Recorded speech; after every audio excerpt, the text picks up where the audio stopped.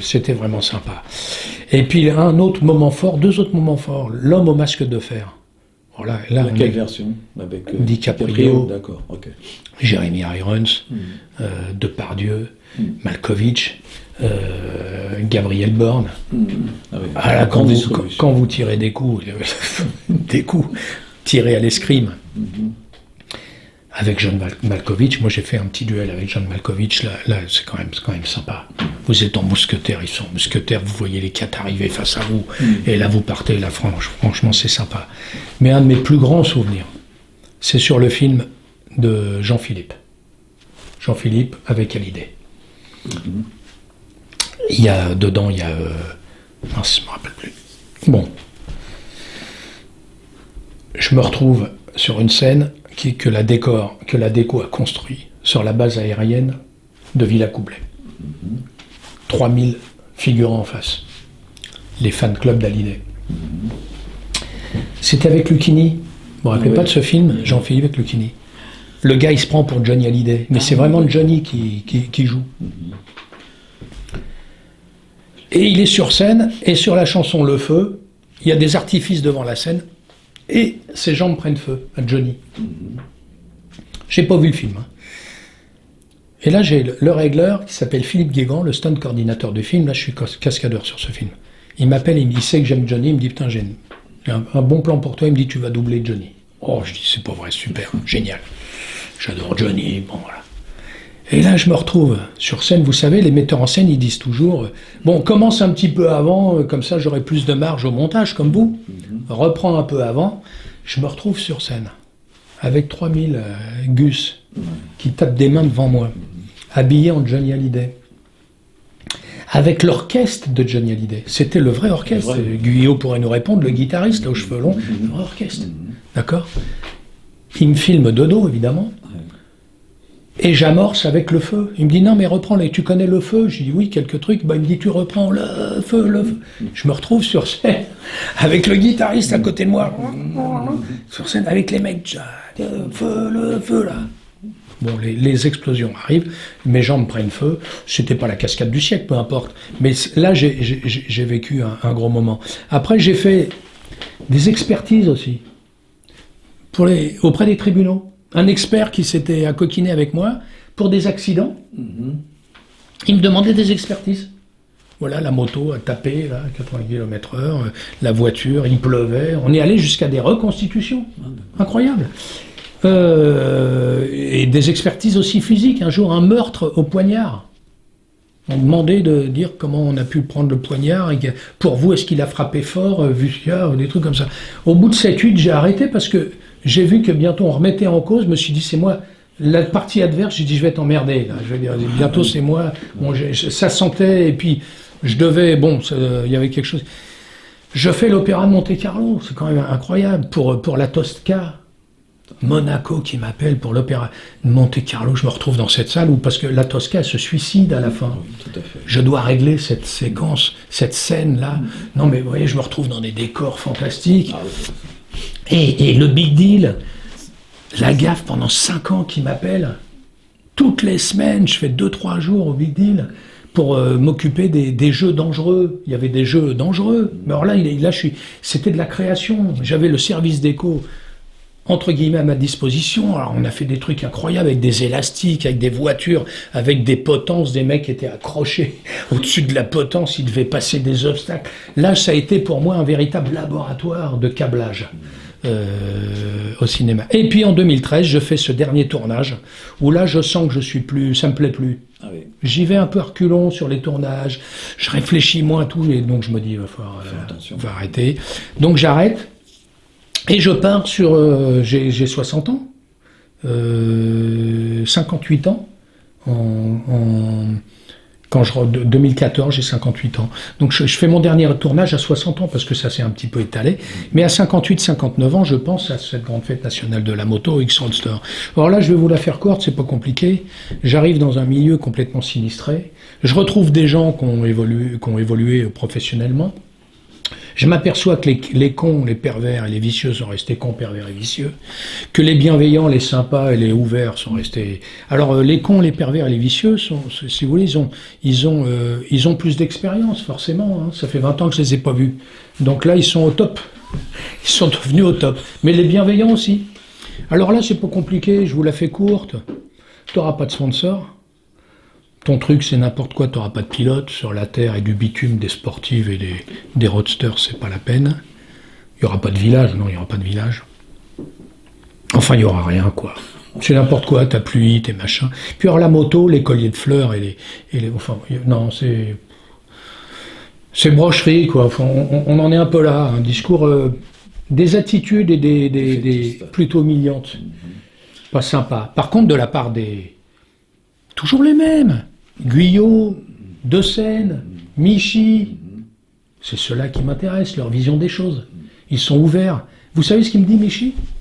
Michi, il me dit, c'est un peu comme à l'époque, ou au début, sauf que je me demande si c'est pas un peu trop tôt. Ouais. Il me dit, c'est génial, je me demande si c'est pas un peu trop tôt. Éric De Seine, lui, il me reçoit. Il me sauve même le coup, parce que, en fait, pour tout vous dire, en gros, j'irai pas plus loin là-dessus, on interdit la course, la première année. J'ai pas le droit de la faire. On ne me l'écrit jamais, hein, évidemment, on ne me l'écrit jamais. Sous des prétextes bidons, pas sympas. Bon, il y a les gens qui me reçoivent pas et les gens qui me reçoivent. Bon. Donc, ça a lieu.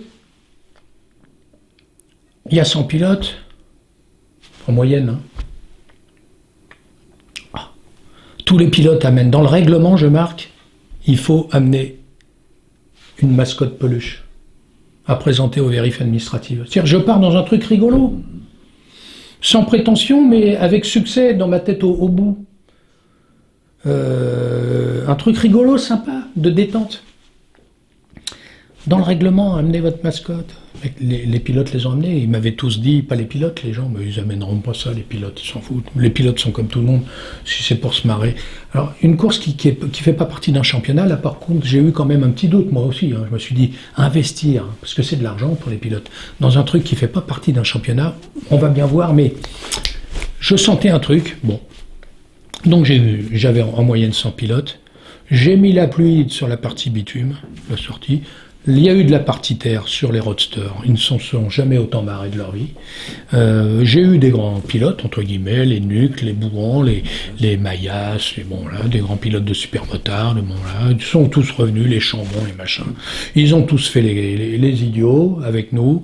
Ils ont participé à la chenille. C'est-à-dire tout ce qu'on m'avait dit qu'aurait pas lieu, a eu lieu. Alors, la deuxième année, en 2015-2016, c'est les 2 années où je fais fort, je fais entre 5 et 10 000. Alors maintenant, j'ai vu que la mode, c'était d'ajouter les 2 jours. Hein. Bon, alors, on ajoute les 2 jours.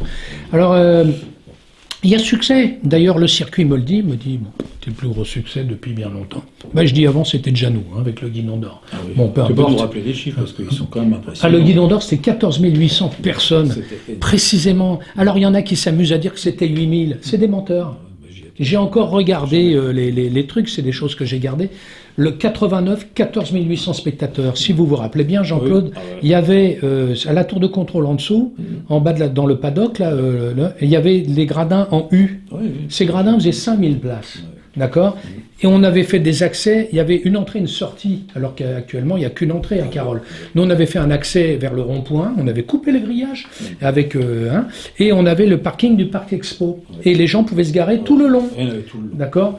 Donc, on fait 14 008, que ça ne plaise pas, c'est autre chose. On fait 14 008, et par contre, l'année où on a fait 14 008, on a eu 300 coups de fil pendant la semaine en nous disant on ne viendra plus, parce que malgré tout, ils ont mis 4 heures pour sortir. Et les autres années, on tournait à 10-12 000. Alors que les plateaux étaient plus importants, mais ça avait refroidi quand même pas mal de gens. Donc si vous voulez, ce X-Roadster, je retrouve Doron, je retrouve toute la bande, quoi, et tout le monde y vient. J'ai 60 stands. Bon, je le fais 4 ans parce que je ne peux pas faire les choses quand je ne suis pas porté. Au bout de 4 ans, je suis plus porté. Et puis il fallait passer à un stade supérieur. Le circuit Carole ne permet pas. Il permet pas ça. Et pour moi, rester Non, moi je dois être porté, je dois créer, je dois inventer, je peux pas tenir sur la durée si on doit rester. Et puis il aurait fallu surtout que tout le monde, pas tout le monde, on peut pas forcer les gens.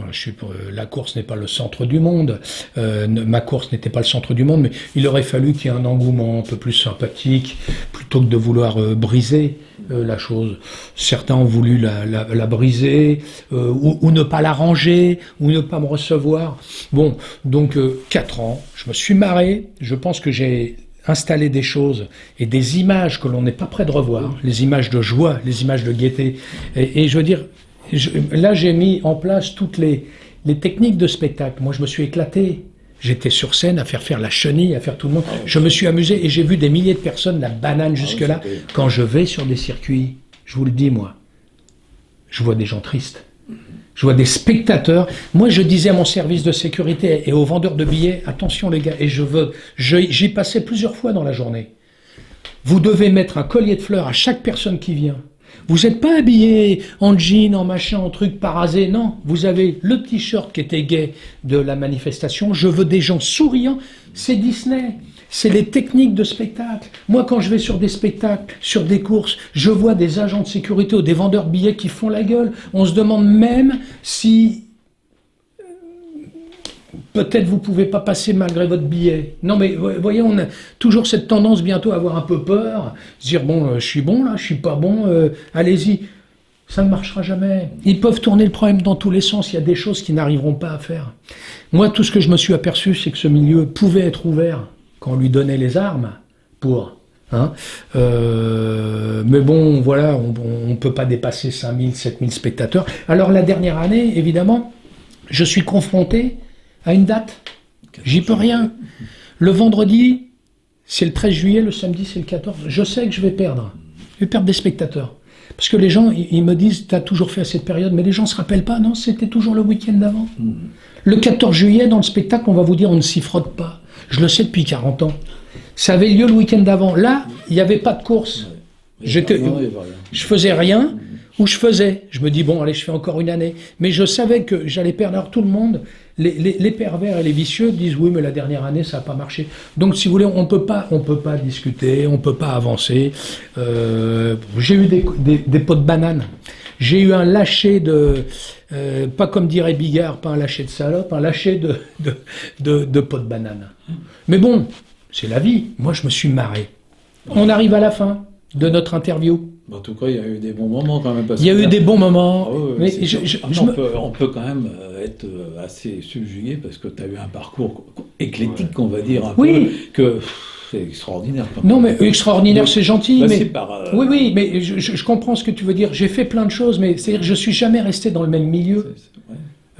Enfin, je suis jamais resté. J'ai fait sur plusieurs milieux, donc j'ai une vision des choses. Facettes un peu j'ai une vision des choses, et encore, je peux pas vous parler de tout. J'ai fait beaucoup de choses passionnantes dans l'immobilier. J'ai fait beaucoup de choses passionnantes dans l'art. Je suis un amoureux de la période impressionniste. Je ne m'y connais pas en art. Celui qui ose dire qu'il s'y connaît en art, je peux vous dire que celui-là, il faut qu'il fasse attention à ce qu'il dit, parce que l'art, c'est... Donc je suis un amoureux des dessins de Disney, de l'époque des studios Disney de 1930, j'en ai. Je suis un amoureux de la période impressionniste. J'ai des huiles. J'ai pas de monnaie ou de Renoir à 3 millions d'euros, mais j'ai des belles choses qui sont au musée Renoir, d'ailleurs, de Cannes-sur-Mer, mais des choses, attendez, je ne veux pas étaler, vous pouvez avoir un Renoir pour 30 000 euros, hein, la taille, le machin, ça dépend. Bon, donc si vous voulez, ça m'a ouvert et j'ai vu plein de facettes de milieux différents. Et je pense que ça m'a ouvert à plein de choses. Jusqu'à aujourd'hui, ma vie professionnelle, je me suis marré. C'est-à-dire que j'ai fait les choses sérieusement, mais que dans des trucs qui sont pas sérieux pour les sérieux et les bien-pensants. Vous savez, je dis toujours les cascadeurs, en fait, sont des mômes qui ont trouvé la solution pour continuer à faire des conneries en étant payés. Parce que c'est ça. Quand on vous donne 20, 30, 50 000 euros pour tout casser dans un bar, je parle de budget pour, pas à vous, hein, mais dire, bon, attends, il faut que tu casses tout. Hein. Là, le carambolage, il faut qu'il y ait tout qui explose. Non, mais c'est la marade, il faut qu'elle soit sérieuse. Et donc, ce milieu de la moto, je l'adore, mais il est fermé. Il est fermé, c'est dommage. S'il pouvait s'ouvrir un petit peu. La fédération, Jacques Boll, a fait vraiment un beau mandat économiquement. Je souhaite au prochain président, qu'on connaît tous, vraiment, je lui demande de s'ouvrir, de pas avoir peur, toujours peur. Il va nous prendre un petit peu de notoriété où on veut pas. Ah, qu'est-ce qu'ils sont fatigants. Ils sont fatigants.